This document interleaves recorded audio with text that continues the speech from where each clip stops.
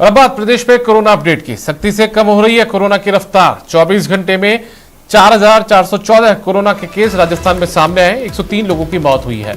जयपुर में 804 केस आए, 17 की मौत हुई है। प्रदेश भर की बात करें तो 16,654 लोग रिकवर भी हुए हैं। प्रदेश में 1 लाख से कम अब एक्टिव केस है।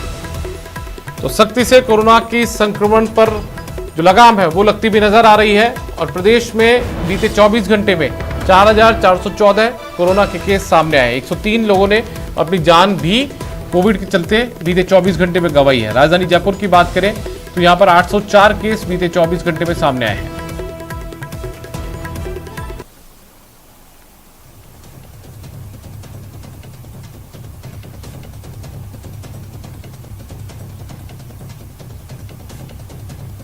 और हमारे साथ में हमारे 3 सहयोगी जुड़ेंगे, सौरभ गृहस्थी, ललित सिंह और विक्रम जागरवाल। पहले सौरभ का रुख करते हैं जयपुर में। सौरभ, जिस तरीके से कोविड के केसेस में थोड़ी कमी आई है, क्या लगता है कि जो रफ्तार है उस पर ब्रेक यहां पर लगा है?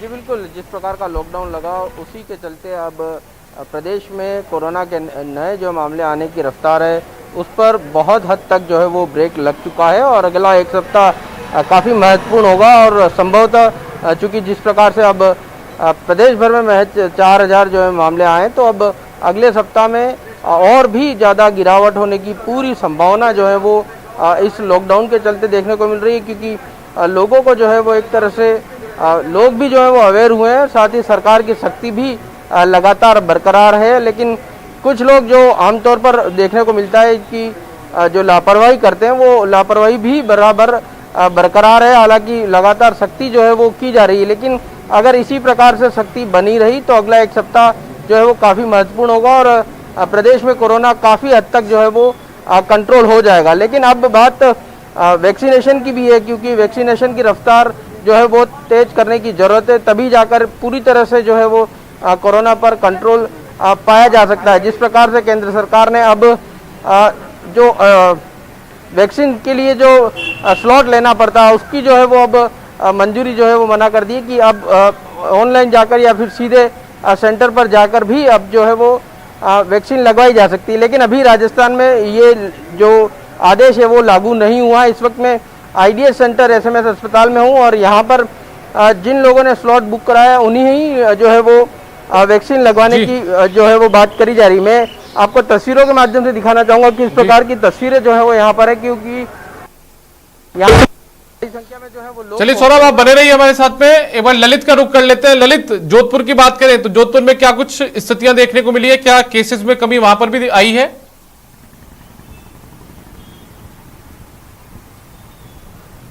देखिए दीपक, निश्चित तौर पर जो लॉकडाउन का पहला फेज पूरा हुआ है उसमें साफ तौर पे बहुत बड़ा फर्क पड़ा है। जहां 2,500 से 3,000 रोजाना पॉजिटिव आते थे वो संख्या अब महज 300 के आसपास आ चुकी है। 305 मरीज कल साफ तौर पर आए हैं और लेकिन 10 मौतें भी दर्ज की गई हैं। तो मौत का आंकड़ा तो कम नहीं हो रहा है, लेकिन निश्चित तौर पर जो पॉजिटिविटी दर है उसमें लगातार गिरावट होती जा रही है और ये एक अच्छी बात है। लेकिन स्वास्थ्य महकमे के सामने सबसे बड़ी समस्या जो ICU बेड और जो वेंटिलेटर है उनकी साफ तौर पर सामने आ रही है। जो ग्रामीण इलाकों से मरीज देरी से पहुंच रहे हैं उनको ICU बेड और वेंटिलेटर की जरूरत पड़ती है, जिसके चलते अभी भी अस्पतालों में ICU बेड और वेंटिलेटर नहीं है। ब्लैक फंगस एक नई समस्या है जो लगातार मरीज बढ़ते जा रहे हैं। MD अस्पताल में 35 मरीज हो चुके हैं और जो शहर में करीब 112 मरीजों से ज़्यादा संख्या ब्लैक फंगस की हो चुकी है। लेकिन जो लगातार अलर्ट है, अस्पतालों में पैनी दर बनाए हुए हैं, लेकिन कहीं ना कहीं जिस तरह से लॉकडाउन है उसका असर हुआ है और लगातार जो पॉजिटिव दर है वो लगातार गिरती जा रही है। चलिए ललित, आप बने रहिए। विक्रम जागरवाल का रुख करते हैं। बीकानेर से हमारे सहयोगी हमारे साथ जुड़ गए हैं। विक्रम, बात यदि बीकानेर की करें तो बीकानेर में क्या कुछ स्थितियां हैं? क्योंकि पूरे प्रदेश का आंकड़ा जब हम देख रहे हैं तो जो कोविड पॉजिटिव मरीज हैं उनकी संख्या में गिरावट आई है, तो बीकानेर में क्या सूरत हाल है अभी? जी बिल्कुल, अगर बीकानेर की बात करें तो बीकानेर में भी लगातार जो कोरोना का ग्राफ है वो धीरे धीरे कम होता जा रहा है। और जो प्रशासन है और जो चिकित्सा विभाग है उनके लिए भी ये बहुत अच्छी बात है कि धीरे धीरे जो लोग हैं वो वैक्सीनेशन भी करवा रहे हैं और उसके साथ साथ जो लोगों को ट्रीटमेंट दिया जा रहा है उससे काफ़ी रिकवरी रेट जो है वो बीकानेर की काफ़ी बड़ी है। और अभी हम एक वैक्सीन सेंटर पर खड़े हैं और आप देख पा रहे हैं कि जो वैक्सीन सेंटर है उस पर भी जो लाइनें लगा करती थी वो अब धीरे धीरे कम हो गई है और इक्का दुक्का लोग ही जो हैं वो वैक्सीन सेंटर्स पर आ रहे हैं। और उसके साथ ही जो 18 वर्ष के लोगों के लिए जो अब रजिस्ट्रेशन की जो बंद कर दिया गया है कि उन्हें ऑनलाइन रजिस्ट्रेशन करने की आवश्यकता नहीं है, तो उसका भी एक फ़र्क पड़ेगा। और आने वाले दिनों में जो युवा लोग हैं उनका वैक्सीनेशन भी बहुत आसानी से किया जा सकेगा। जी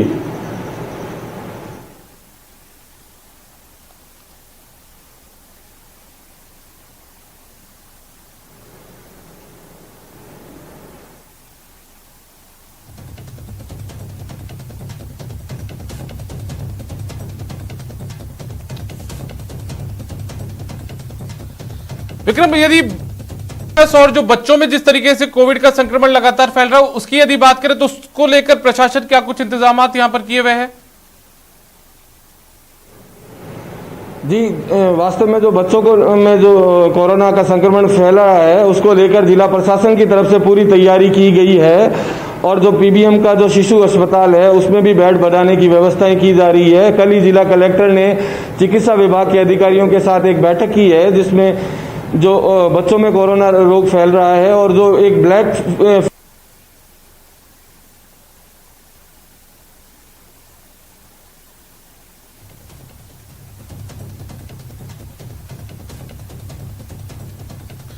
चलिए विक्रम, हमारे साथ जुड़ने के लिए आपका बहुत बहुत शुक्रिया। ललित, आपका भी और सौरभ आपका भी हमारे साथ जुड़ने के लिए बहुत बहुत आभार। तो हमारे सहयोगी हमारे साथ अलग अलग इलाकों से राजस्थान के जुड़े हुए थे जो बता रहे थे वहां पर कोविड को लेकर क्या सूरत हाल है।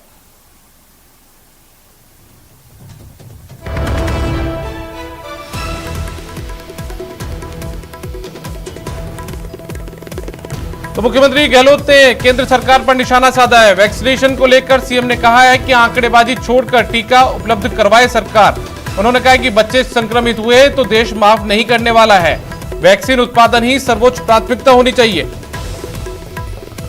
हम आपको बता दें कि मुख्यमंत्री अशोक गहलोत ने केंद्र सरकार पर ट्वीट कर निशाना साधा है। उन्होंने साफ तौर पर कहा है कि यदि बच्चों में संक्रमण आया तो देश माफ नहीं करेगा। उन्होंने कहा है कि वैक्सीन उत्पादन ही सरकार की सर्वोच्च प्राथमिकता होनी चाहिए। हम आपको ट्वीट बता देते हैं मुख्यमंत्री का। मुख्यमंत्री ने ट्वीट कर कहा है कि 130 करोड़ आबादी वाले हमारे देश में शीघ्र ही सभी के लिए वैक्सीन का इंतजाम नहीं हुआ और कोरोना की तीसरी लहर ने बच्चों को अपनी चपेट में ले लिया तो ऑक्सीजन और दवाइयों की कमी से जो स्थिति दूसरी लहर में बनी उससे कई गुना बदतर हालात तीसरी लहर में बनेंगे और हम बच्चों को बचा नहीं पाएंगे। प्रधानमंत्री मोदी और स्वास्थ्य मंत्री डॉक्टर हर्षवर्धन जी को वैक्सीन उत्पादन को सर्वोच्च प्राथमिकता पर रखना चाहिए था और इसके लिए आवश्यक हो तो कानून में बदलाव कर अन्य कंपनियों को भी वैक्सीन उत्पादन करने की अनुमति प्रोत्साहन दिया जाना चाहिए। भारत वैक्सीन उत्पादन में दुनिया भर में सिरमौर माना जाता है। केंद्रीय स्वास्थ्य मंत्रालय को आंकड़ेबाजी छोड़कर राज्यों को अधिकाधिक वैक्सीन उपलब्ध कराना सुनिश्चित करना चाहिए। यदि तीसरी लहर में बच्चे प्रभावित हुए तो देश कभी माफ नहीं करेगा।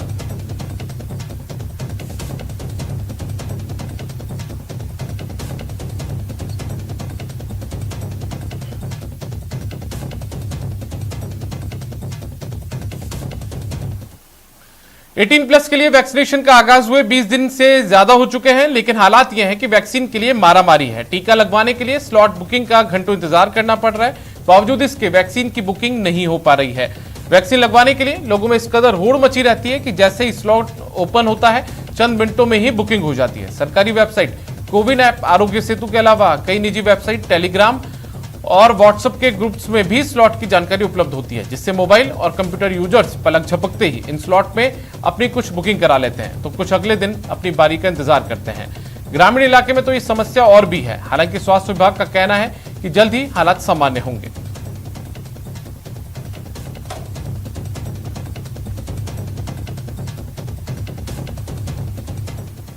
सबको पता है कि 1 मई से 18 के ऊपर वाले युवाओं के लिए वैक्सीनेशन का कार्य शुरू किया गया था, लेकिन जो वैक्सीन लगवाने का उत्साह था, जोश था, अब वो कहीं ना कहीं फीका नजर आ रहा है, क्योंकि घंटों घंटों इंतजार करने के बावजूद भी वैक्सीनेशन के लिए हमको स्लॉट नहीं मिल पा रहा है। 1 मई 2021 से 18 to 44 ईयर्स का जो एज ग्रुप है उसको वैक्सीनेशन लगनी थी, जिसके लिए कोविन पे रजिस्ट्रेशन कराने थे। पर आज यह सीन है कि हम लोग 2-2 घंटे 3-3 घंटे तक हमसे कोविन पे बैठे रहते हैं, रिफ्रेश करते रहते हैं, OTP डालते रहते हैं, पर स्लॉट्स मिलते ही नहीं है। भारत सरकार द्वारा अभी अभियान चलाया गया था कि जो 18 वर्ष से 45 वर्ष के बीच के जो युवा है उनको वैक्सीनेट किया जाएगा।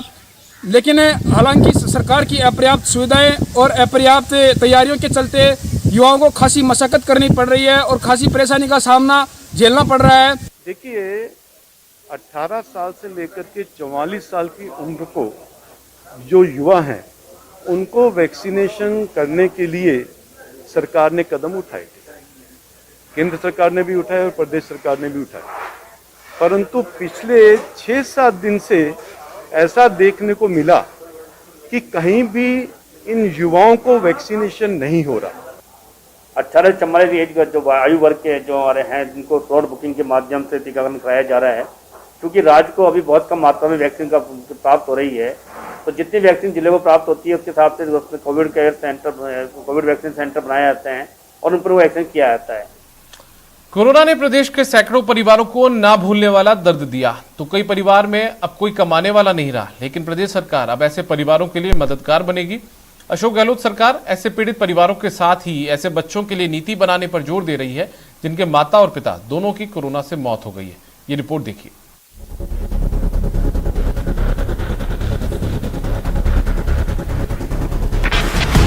कोरोना प्रभावित परिवारों को जल्द मिलेगी राहत।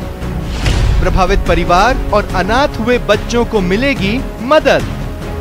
पंजाब, दिल्ली, मध्य प्रदेश में राहत पैकेज का ऐलान। पंजाब मॉडल फॉलो कर सकती है राजस्थान सरकार। कोरोना से तबाह हुए परिवारों को आर्थिक मदद पहुंचाने के लिए गहलोत सरकार बड़ा ऐलान करने वाली है। खासकर ऐसे परिवार जहां कमाने वाले सदस्य की कोरोना से मौत हो गई, तो वैसे परिवार जिसमें अब सिर्फ बच्चे ही बचे हैं। ऐसा माना जा रहा है कि प्रभावित परिवारों को राहत देने के लिए इसी महीने में नीति तैयार कर राहत पैकेज का ऐलान किया जा सकता है। कोरोना से अनाथ हुए बच्चों को ग्रेजुएशन तक फ्री शिक्षा का ऐलान किया जा सकता है। वहीं कमाऊ सदस्य खोने वाले परिवारों को 2500 रुपए तक की पेंशन दी जा सकती है। पेंशन की राशि के लिए भी अलग अलग कैटेगरी बनाई जा सकती है। पीड़ित परिवार को पालनहार योजना और सामाजिक सुरक्षा पेंशन से लाभ दिया जा सकता है। कोरोना से अब तक प्रदेश में करीब 7,700 मौतें हो चुकी हैं। आपको बता दें कि दिल्ली सरकार ने कमाऊ सदस्य खोने वाले परिवारों को 2500 रुपए प्रति माह पेंशन देने का फैसला किया है। वहीं अनाथ हुए बच्चों को दिल्ली सरकार 2500 रुपए महीने की मदद देगी। दिल्ली में प्रत्येक मृतक के परिवार को भी 50-50 हजार की मदद का ऐलान हुआ है। एमपी सरकार अनाथ हुए बच्चों को 5000 रुपए प्रति माह पेंशन देगी। एमपी में कोरोना से मौत वाले परिवार को 1 लाख रुपए की एक मुश्त मदद दी जाएगी। पंजाब सरकार ने कोरोना से अनाथ हुए बच्चों को ग्रेजुएशन तक फ्री शिक्षा का फैसला किया है। कमाने वाले सदस्य को खोने वाले परिवार को पंजाब सरकार 1500 रुपए प्रति माह पेंशन देगी।